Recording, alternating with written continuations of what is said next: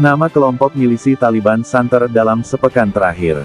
Kelompok bersenjata ini berhasil menduduki istana kepresidenan Afghanistan dan menguasai sejumlah kota strategis seperti Herat, Kandahar, Jalalabad, Mazar-i-Sharif, dan lainnya.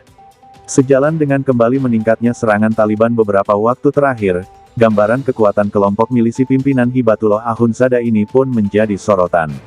Melansir The Guardian, diprediksi kekuatan jumlah pasukan Taliban saat ini berkisar 80.000 orang dan telah menguasai sebagian besar wilayah di Afghanistan.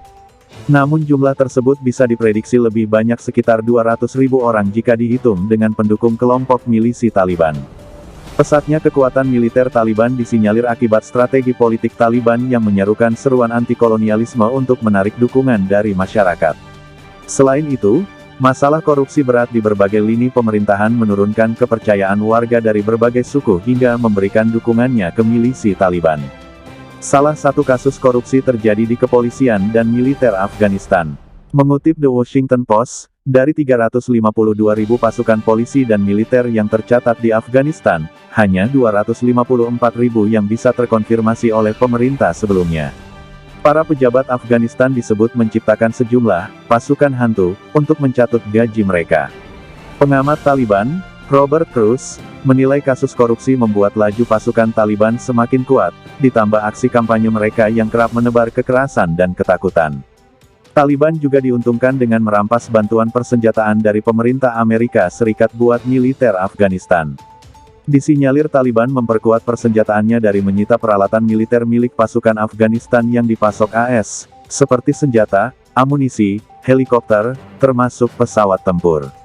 Lalu dari mana pasokan dana Taliban? Untuk membiayai setiap operasi militernya, Taliban membutuhkan anggaran yang tidak sedikit, meski tidak diketahui jumlah pasti lantaran tidak pernah dipublikasikan aliran dananya. Mengutip VOA, Taliban diprediksi mampu menghasilkan 300 juta dolar hingga 1,6 miliar dolar per tahunnya.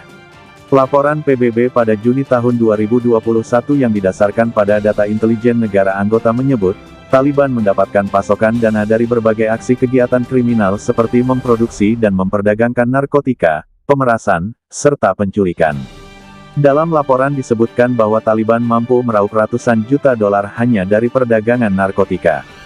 Belum lagi penguasaan sumber kekayaan alam Afghanistan berupa pertambangan ditambah donasi dari para pendukungnya yang kaya.